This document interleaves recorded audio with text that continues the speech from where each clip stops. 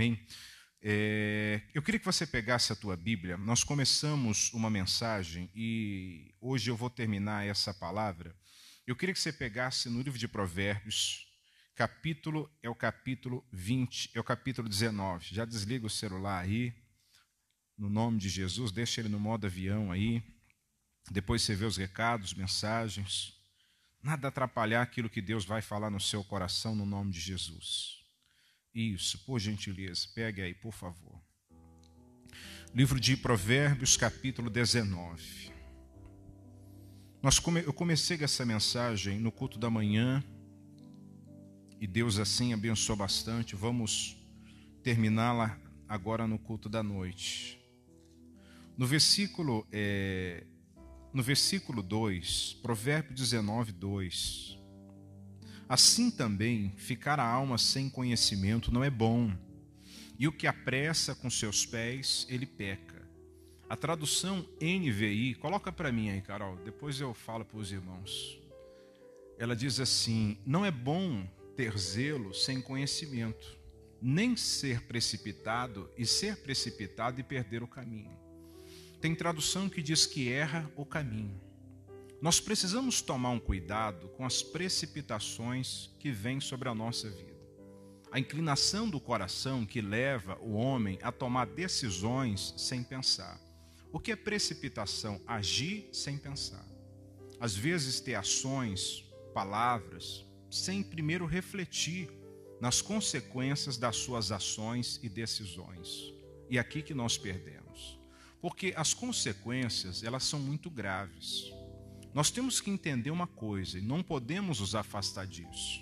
Quando você pega o livro de Jeremias, capítulo 29, você vai perceber Jeremias 29. Está bem à sua direita.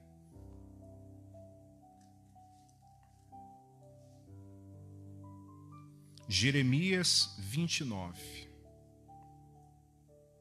No versículo 11 diz: porque eu bem sei os pensamentos que penso de vós. A palavra pensamentos aqui são planos, propósitos, vontade de Deus. Que penso de vós, diz o Senhor, pensamentos de paz e não de mal, para vos dar o fim que esperais. Os planos, propósitos do Senhor são melhores.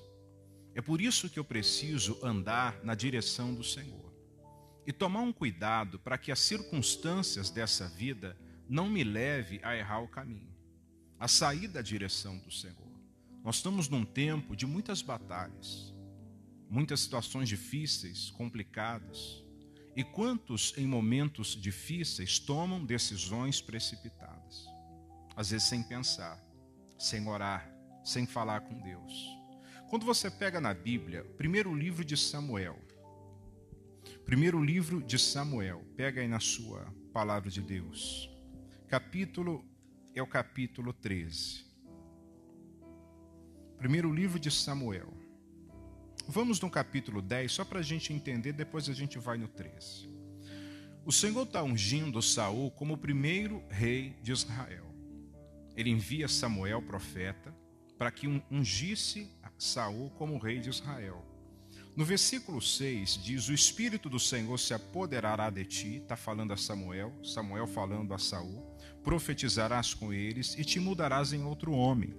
E há de ser que, quando esses sinais te vierem, faze-o achar na tua mão, porque Deus é contigo. Tu, porém, aqui a nossa mensagem, descerás diante de mim a Gilgal. E eis que eu descerei a ti para sacrificar holocaustos e para oferecer ofertas pacíficas. Ali 7 dias esperarás até que eu venha a ti e te declares o que há de fazer.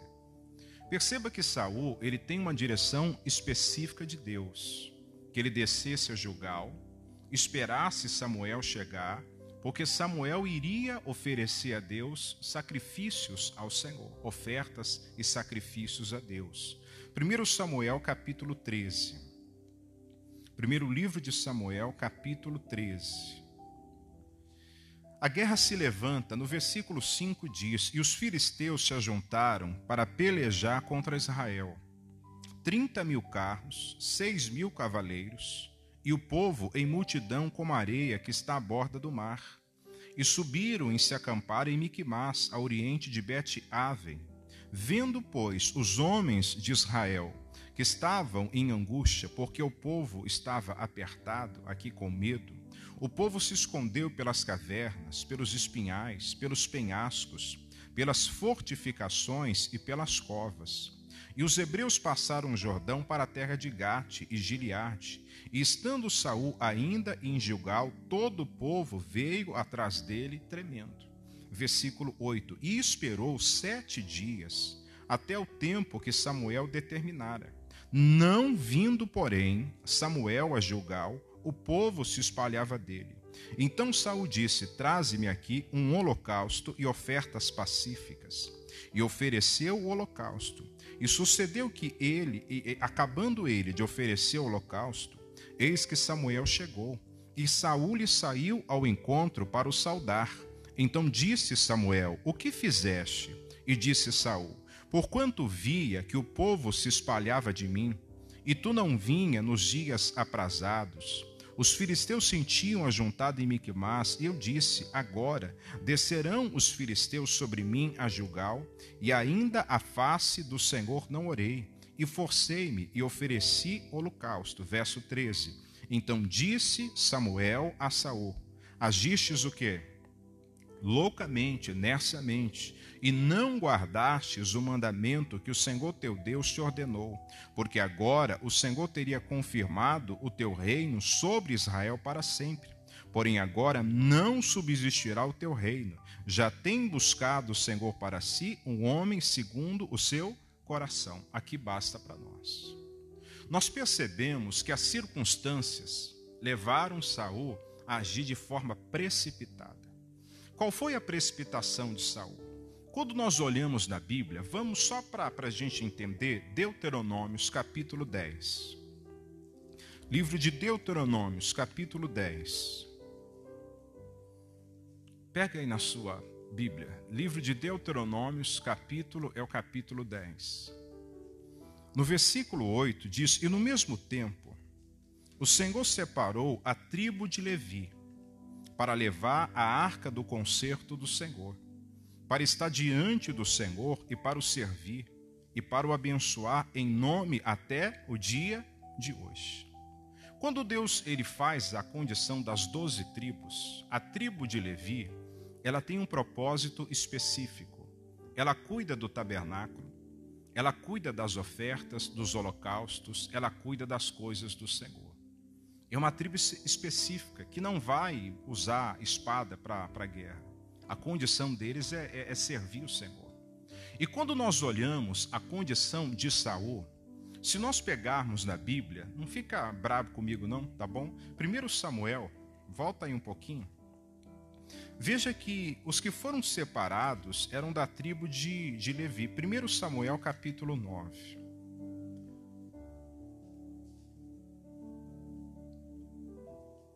1 Samuel 9, versículo 1. E havia um homem de Benjamim, cujo nome era Quis, filho de Abiel, filho de Zeror, filho de Becorate, filho de Afias, filho de um homem de Benjamim, varão alentado em força. Este tinha um filho cujo nome era o quê? Saul. Saul era da tribo de Benjamim. Ele não era na tribo de Levi. Aquela incumbência não cabia a Saul, cabia a Samuel. Muitos olham a condição, porque Samuel vai da condição dos efraimitas, mas quando nós olhamos a condição da genealogia de Samuel, ela vai cair lá nos coatitas, Números 4:4. Ele era da descendência dos levitas, Samuel. Então Samuel tinha a incumbência de oferecer ofertas e sacrifícios a Deus, Saul não tinha. Por isso que nós temos que tomar um cuidado com a precipitação. Diante das circunstâncias, do momento, às vezes aquele momento de nervosismo, onde a pessoa está ali com, vamos dizer assim, meio alterado, ela tem que colocar o pé no chão, irmãos. Nós não podemos tomar decisões de cabeça quente. Nós não podemos tomar decisões pelo momento. Quando Saul percebeu que os filisteus vinham, ele vai falar para Samuel dizendo: olha, eu fui forçado a oferecer sacrifício. Em outras palavras, eu não tive outra escolha. Mas havia uma palavra do profeta dizendo: 7 dias você vai esperar. No 7º dia eu chegarei e oferecerei contigo o holocausto. Não cabia a Saul fazer isso. E quantas são as pessoas que, diante de circunstâncias, muitas vezes são forçadas a tomar decisões que aparentemente parecem normal, que aparentemente não vai ter absolutamente nada. Mas a partir desse momento, o reino de Saul, ele foi rasgado. Quantos estão perdendo por ser precipitado nas suas ações e decisões? Todas as nossas direções, decisões, elas têm que ser pautadas em oração. Ela tem que ser debaixo de oração. Não pode ser de uma forma, de qualquer forma. Desculpe, às vezes a pessoa, ela toma decisões como troca de roupa. Não gostei desse terno, vou pegar um terno amarelo. Não, são decisões muito sérias, que podem trazer consequências para a sua vida, que podem trazer consequências para a sua casa. Olha o que diz Provérbios, capítulo 29. Livro de Provérbios, capítulo 29. Ainda que você possa estar debaixo de muita pressão, de muitas circunstâncias que podem estar cercando a tua vida, primeiro, Deus é contigo. É Ele que vai conduzindo e vai te ajudando. Nunca se esqueça de Isaías: não temas, porque eu sou contigo. Não te assombres, eu sou o teu Deus. Eu te ajudo, eu te esforço, eu te sustento com a destra da minha justiça. Provérbios capítulo 29, versículo 20. Diz: tem visto um homem precipitado nas suas palavras, mais esperança há num tolo do que nele. A precipitação, ela pode vir por ações, como veio sobre a vida de Saul. A atitude dele não foi certa, e a consequência foi muito grave.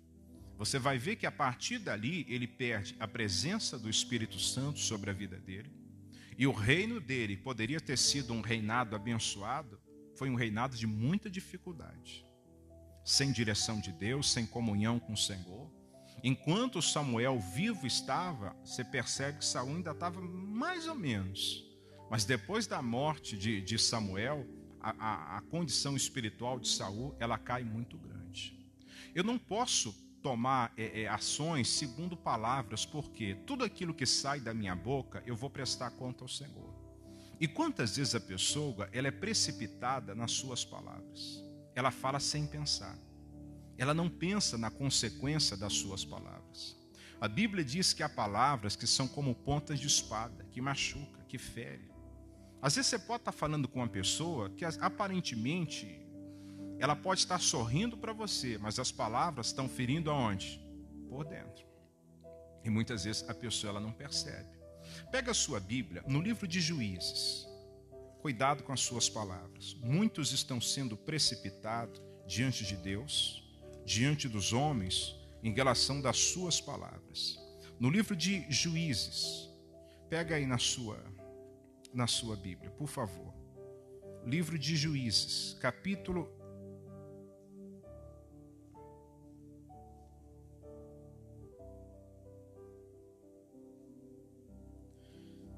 Abra aí, Juízes, Josué, Juízes. Capítulo é o capítulo 11. Alguns dias atrás eu preguei essa mensagem sobre Jefté. Eu não vou entrar nessa mensagem toda hoje, mas no versículo 29, Juízes 11, 29, diz assim: então o Espírito do Senhor veio sobre Jefté, e atravessou ele por Gileade e Manassés, porque passou até Mispa de Gileade, e de Mispa de Gileade passou até os filhos de Amon.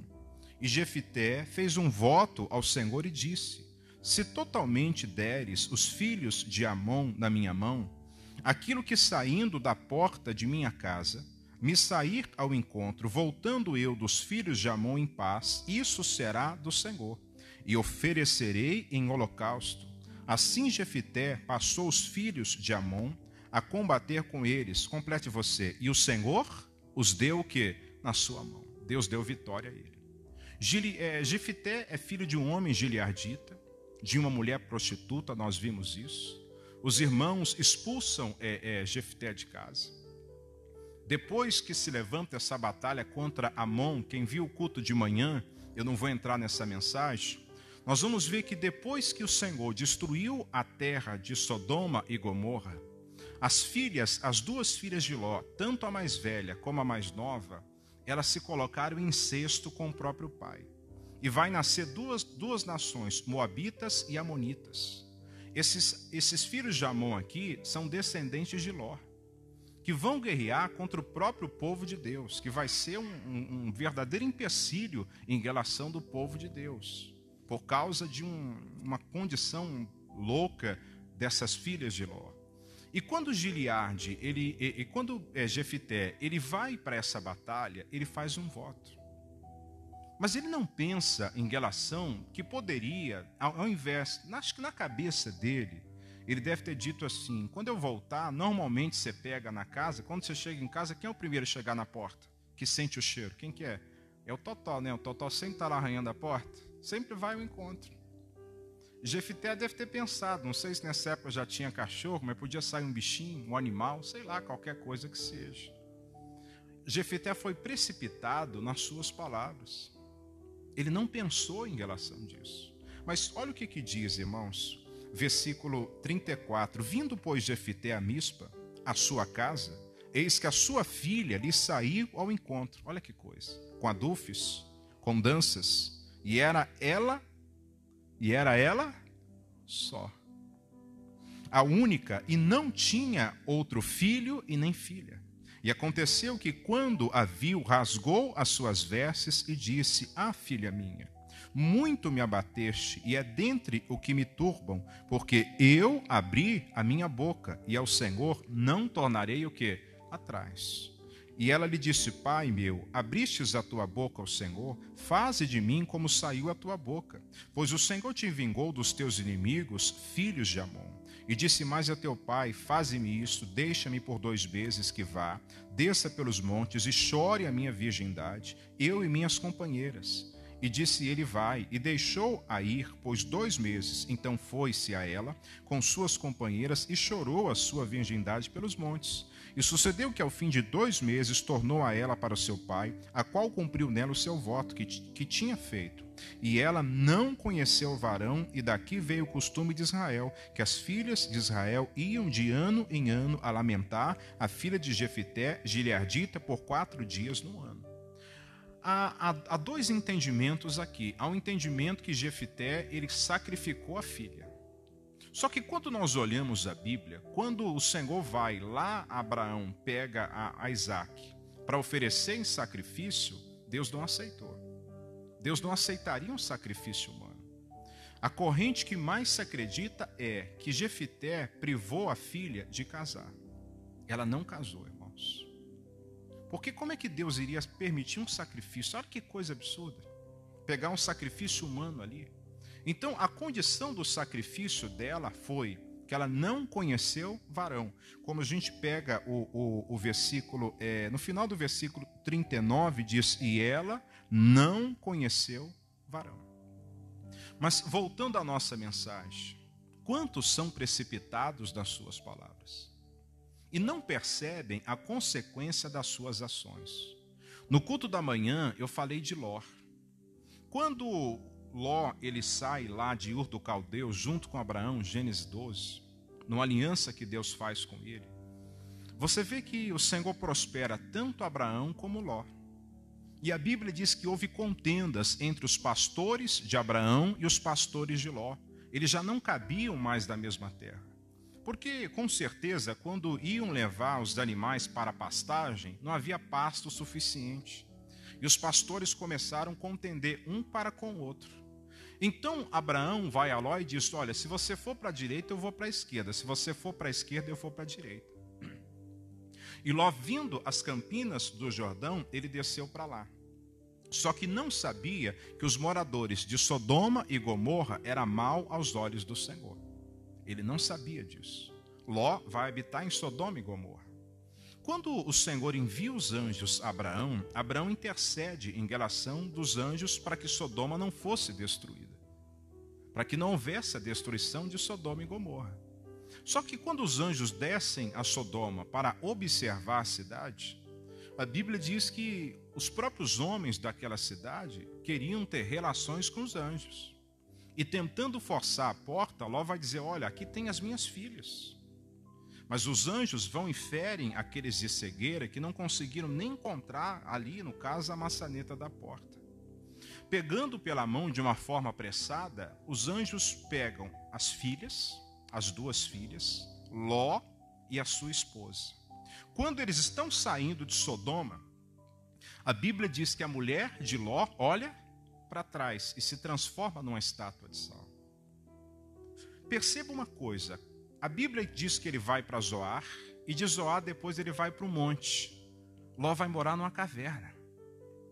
Perceba que a decisão que Ló toma não é uma direção pautada em oração.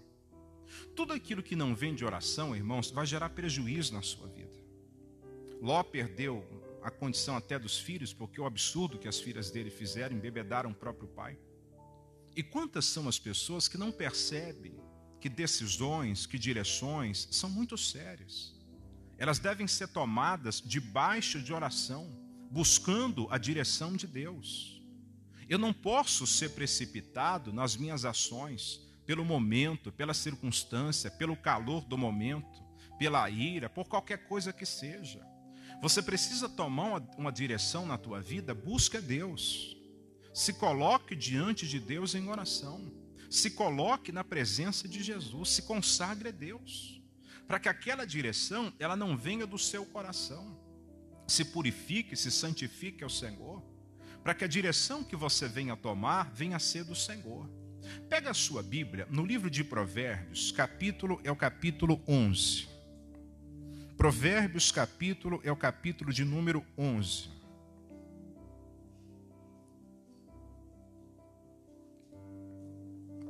Livro de Provérbios, capítulo 11. O versículo é o versículo de número 14. Achou? Diz assim, não havendo sábia direção, o povo cai. Mas na multidão de conselheiros há o quê? A segurança. Provérbios capítulo 15, está do lado. Versículo 22. Provérbios 15, verso 22.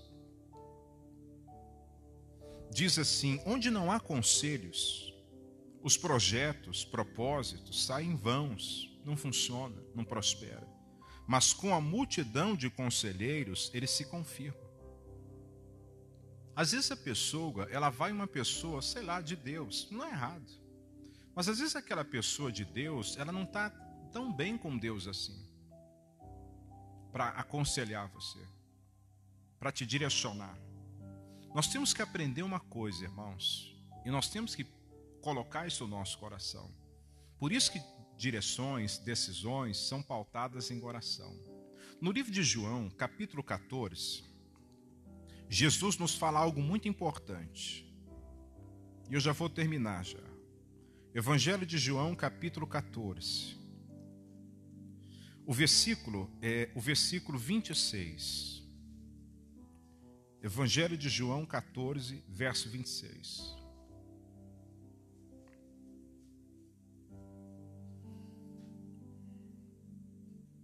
Achou?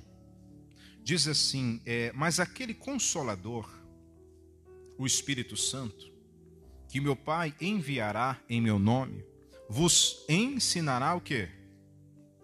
Todas as coisas, e vos fará lembrar de tudo quanto vos tenho dito. A palavra Consolador aqui vem de uma palavra chamada Paracleto, que quer dizer amigo, conselheiro, ajudador. O Espírito Santo é aquele que vai nos aconselhando. É aquele que vai nos dirigindo na palavra, não fora dela. No caminho, não fora dele. Por isso que não tome direção fora do Senhor. Porque o Espírito de Deus, ele conduz você. Ele vai dirigir você. Na primeira carta de João, capítulo 2. Primeira carta de João, capítulo 2. Olha que coisa maravilhosa. Primeira carta de João, capítulo é o capítulo 2.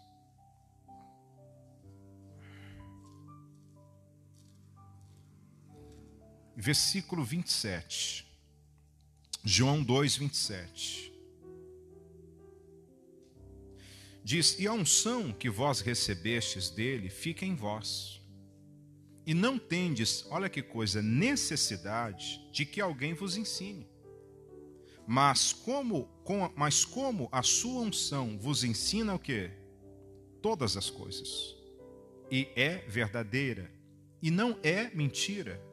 Como ela vos ensinou, assim nele o quê? Permanecereis. Não saia. Deus não vai mudar de ideia. Deus não vai voltar atrás. Quando você pega Balaão, ele ora a Deus na condição para amaldiçoar o povo. Deus fala não. Mas ele insiste. Ele já tinha o não de Deus. Mas ele insiste como se Deus fosse mudar de ideia. Não, irmãos. Deus é o mesmo ontem, hoje e será o quê? Eternamente. Ele é o mesmo para curar, para restaurar, mas é o mesmo também que vai permanecer. Não há mudança e sombra de variação diante do Senhor.